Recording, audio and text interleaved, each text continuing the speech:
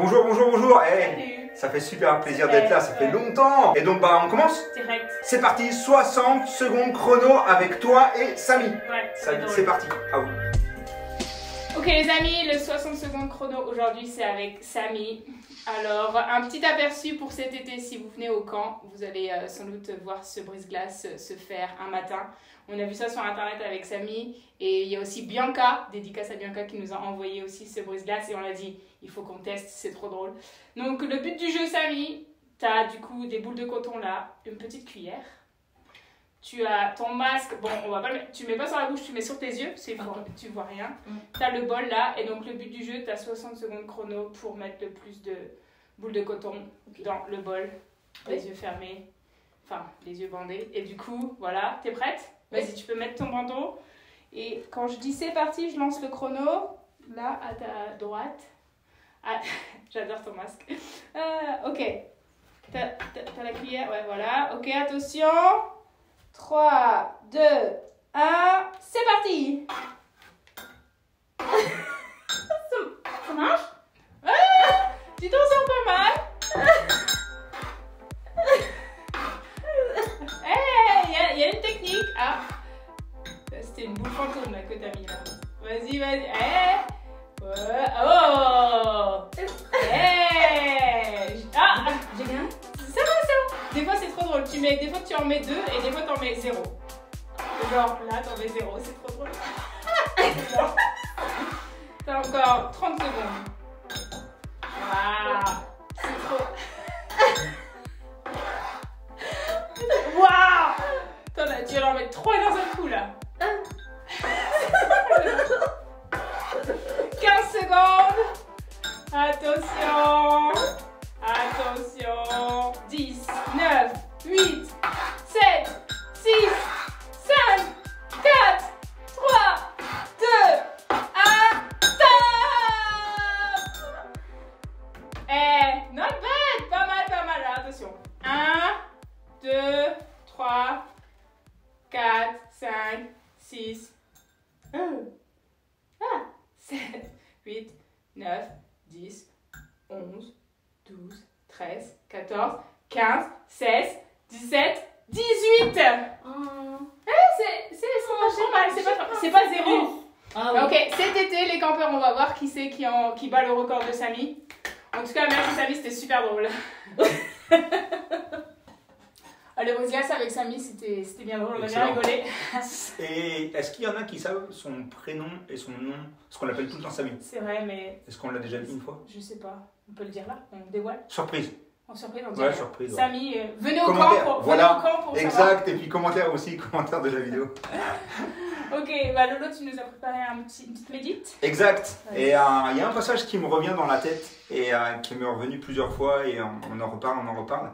Et en fait, on le trouve dans le Proverbe. Proverbe 3 et 1 à 10. Alors les Proverbes, on sait qui les a écrits, c'est Salomon, un homme extra sage, super sage et sagesse-man.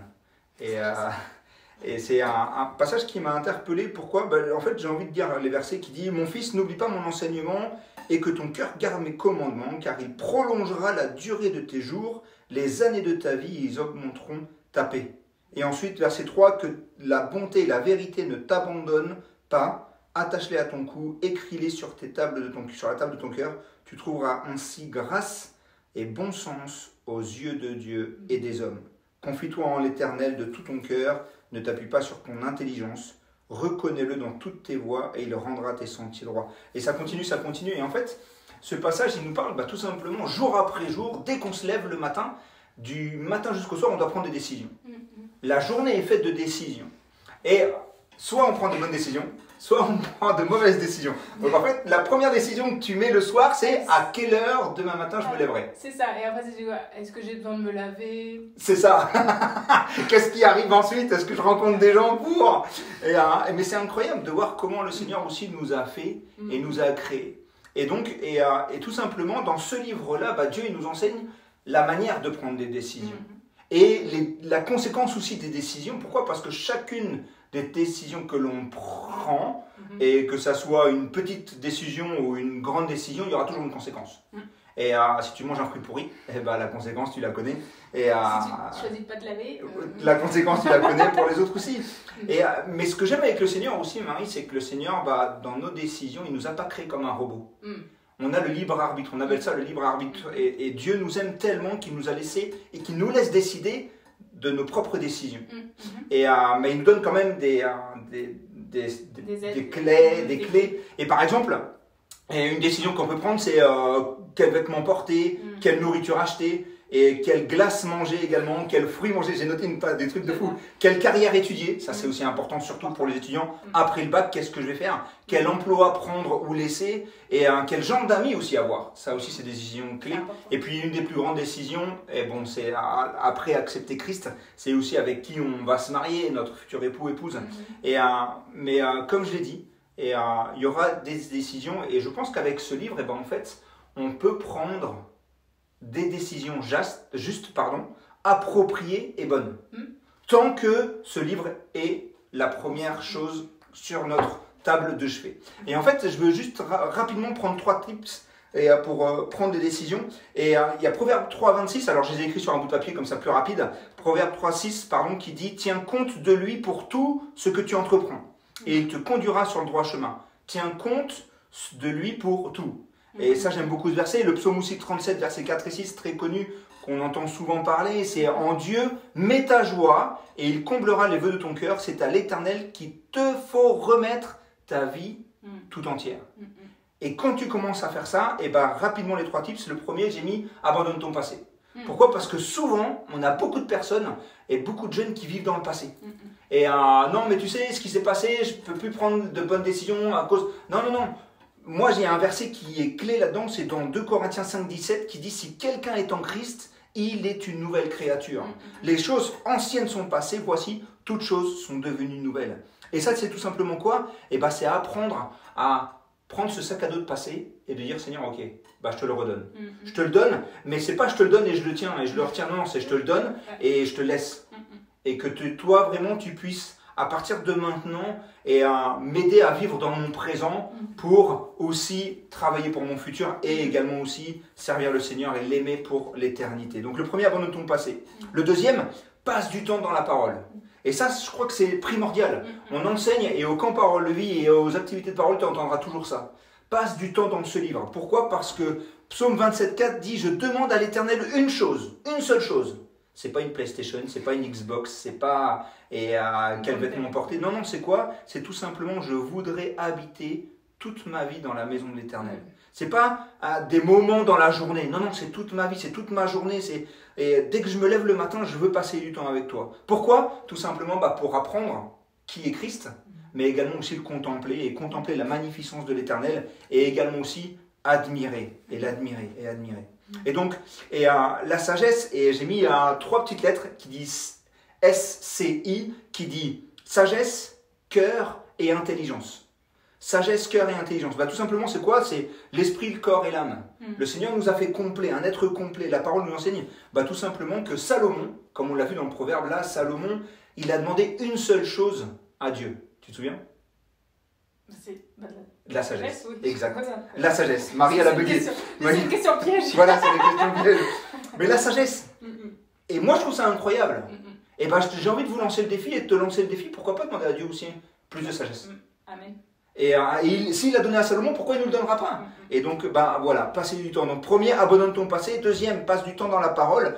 Et le troisième, fais une petite évaluation de ta vie. Ça, c'est ce que j'aime faire. Et c'est ce que j'aime faire. Alors, j'ai appris à le faire. Avant, je le faisais de temps en temps dans l'année, et surtout à la fin de l'année. Mais j'ai aussi commencé à le faire à la fin de mes journées. Une petite évaluation de ma journée, de ce qui s'est passé, ce que j'ai fait de bien, ce que j'ai pas fait de bien. Et il y a un verset qui m'a interpellé dans Proverbe 20, 27, toujours dans Proverbe, qui dit « Le souffle de l'homme est une lampe de l'Éternel. Il pénètre jusqu'au fond des entrailles. » Et tout simplement, c'est quoi? Et j'ai pris l'exemple, Jean, c'est quelqu'un que tout le monde connaît, mais Jean, c'est quelqu'un qui aime le sport. Et quand tu parles sport avec lui, surtout foot, c'est une encyclopédie de football. C'est une encyclopédie de football. Mais au niveau du sport, les grandes équipes ou les grands joueurs, qu'est-ce qu'ils font avant d'avoir de grandes compétitions et même après? qu'est-ce qu'ils font? Ils font une évaluation. Ils regardent des vidéos, ils évaluent leur coéquipier qui court à côté d'eux ou alors leur adversaire pour voir leurs défauts, les statistiques et tout ça. Et je me dis, pourquoi le chrétien il ferait pas ça? Pourquoi le chrétien il s'arrête pas et il analyse l'adversaire? Alors l'adversaire on le connaît, c'est Satan. Mais si on l'analyse et si on analyse notre journée, et ben tout simplement, je crois qu'on va pouvoir aussi être prêt pour notre journée, pour la journée de demain. Dire, bah tiens, cette journée j'ai fait des erreurs.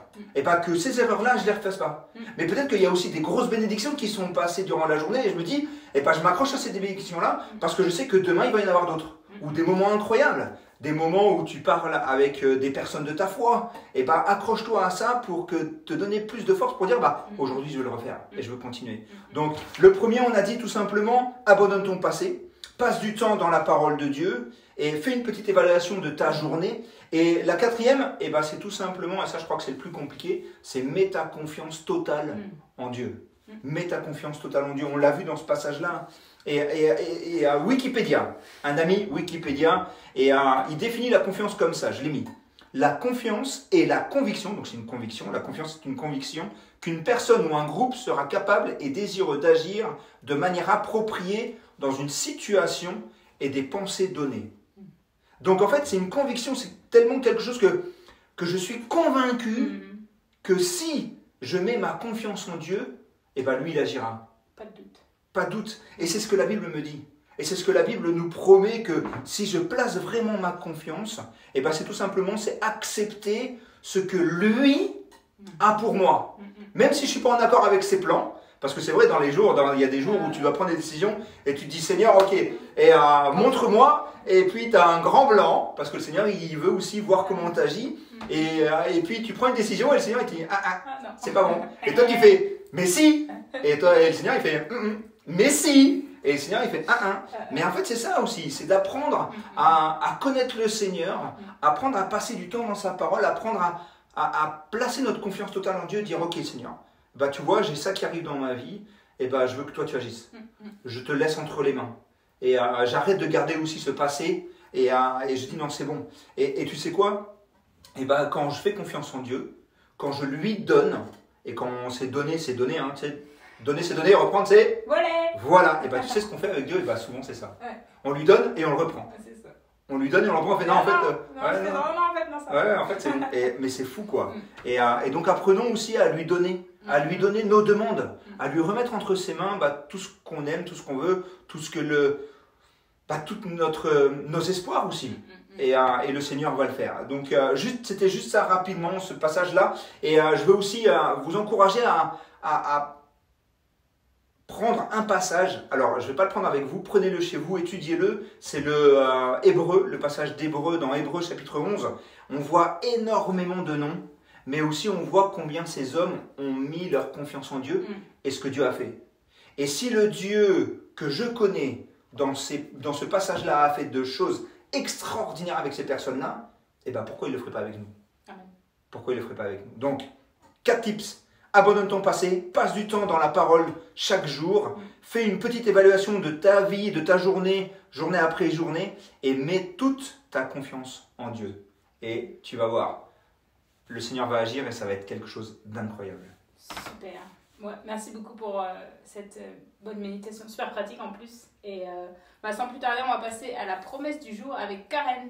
Salut tout le monde, il y a un verset vraiment qui m'a beaucoup encouragée cette semaine, c'était dans 1 Corinthiens 3, verset 8, qui dit « Celui qui plante et celui qui arrose sont égaux, et chacun recevra sa propre récompense selon son propre travail. » Je ne sais pas, peut-être que tu es en train de servir le Seigneur dans ton église, dans ton groupe de jeunes, peu importe ce que tu fais pour le Seigneur, et des fois tu pourrais te poser la question, est-ce que vraiment ça compte, ça? Est-ce que vraiment ça a du poids? Et le Seigneur, il voit tout ce que tu fais. Et peu importe, il n'y a pas besoin de regarder le travail de l'autre, ce que l'autre fait ou fait pas, parce qu'il y en a qui plantent, puis il y en a qui sèment, il y en a qui arrosent, il y en a qui récoltent. Mais ce qui compte devant le Seigneur, c'est ton cœur et de savoir que lui, il le voit. Et rappelle-toi, il y a une récompense. De toute façon, le Seigneur voit tout et il y aura une récompense pour chacun de ton travail, de ton œuvre pour le Seigneur en tout cas. Voilà, c'était pour t'encourager. Merci Karen pour la promesse, super encourageant. Et du coup c'est fini l'épisode. Déjà? Ouais, déjà. Mais on se revoit dans 2 semaines. Bonne semaine. Partagez la vidéo. Bon week-end. Salut.